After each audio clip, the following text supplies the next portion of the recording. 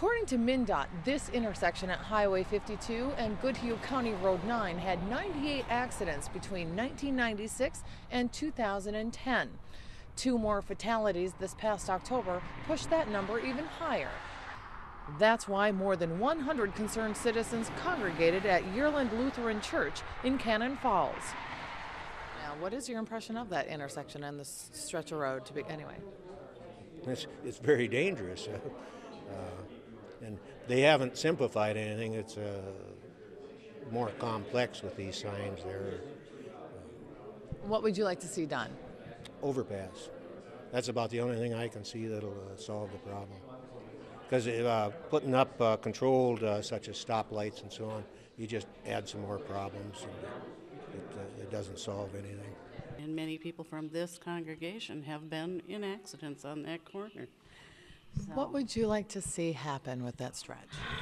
I'm not really sure. I'm not an expert on that, but I just know that there needs to be a priority when so many deaths are occurring and so many accidents. Times have changed since I was young, and there's so much traffic here. So maybe the plan needs to be sped up, whatever's going to happen. How much will the comments from the community play into any final decisions? Well, their comments are very important as to they're going to be able to tell us what they're seeing when they drive up to an intersection, looking at the technology. Are they able to actually make a good, solid judgment before they move forward with their next move going onto our highways? And that's extremely important for us. At what point does safety trump money, or is money kind of a prevailing concern when we're talking about this stretch of highway? Well, safety is always number one. You know, if we had a clear evidence of a solution that could resolve all the accidents on all of our highways, we would certainly use it, and we'd make the case for getting the money to do that.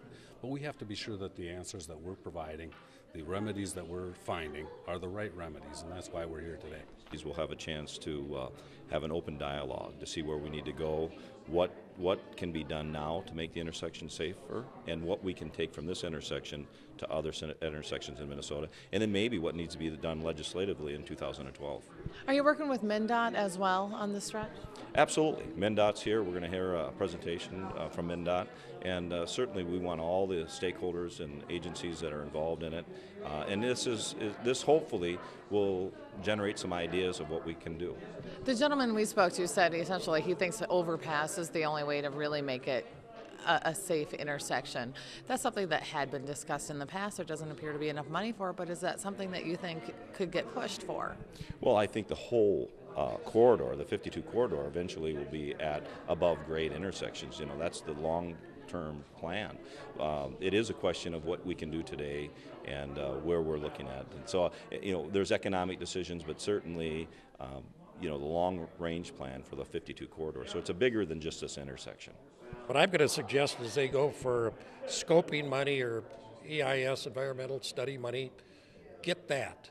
And if you get that study money, chances are next year you're going to get the bridge. So that's what I'm going to recommend to the group today, that you know, instead of going for the whole piece of or a whole pie today, get the study money. And once you get that, quite frankly, you're going to get the money to build it later.